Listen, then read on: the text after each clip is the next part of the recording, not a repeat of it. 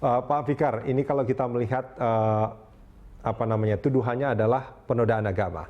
Nah, kalau dari pasal-pasal yang dilanggar, yang dituduhkan dilanggar sendiri, itu ada unsur-unsur yang harus dipenuhi nggak sebetulnya?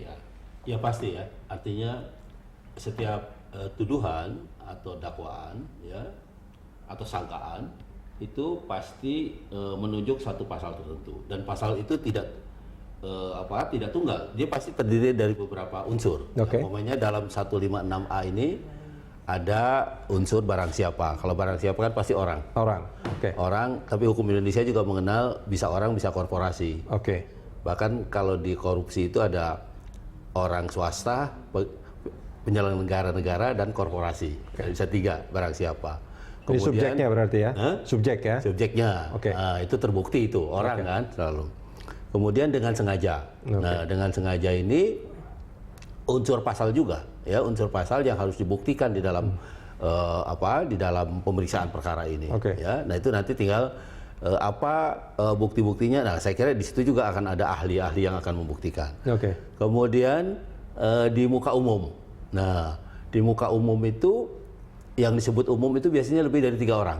Ya, okay. Ukuran umum itu 3 orang. Kalau umpamanya ada pencemaran nama baik melalui ada IT itu ya, tindak pidana ITA itu ya, elektronik, dia berkirim surel pada 3 orang itu udah termasuk pencemaran gitu, okay. Karena sudah umum gitu.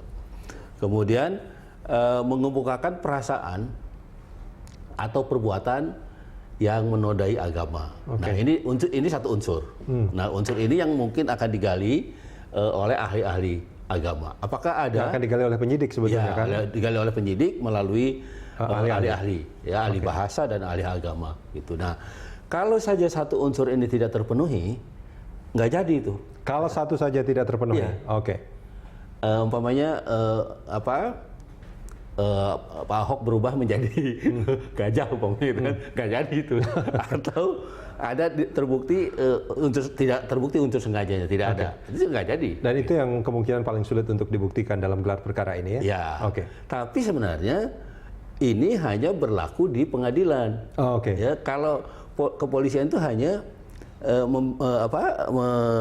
membuktikan dari keterangan-keterangan itu, oh ada peristiwa pidananya, gitu. Ya, dengan keterangan-keterangan saksi dan ahli, ada peristiwa pidananya, dia harus ke penyidikan. Nah, nanti apakah benar dia melaksanakan itu, kan pembuktiannya di pengadilan. Oke, baik. Ini proses pra-adjudikasi, ya, proses pendahuluan gitu. Nanti pembuktiannya adalah di proses adjudikasinya, di pengadilannya. Dan itu masih akan sangat panjang sekali. Itu sangat panjang. Oke, Pak Fikar, terima kasih banyak sudah bergabung bersama kami di Breaking News. Terima kasih.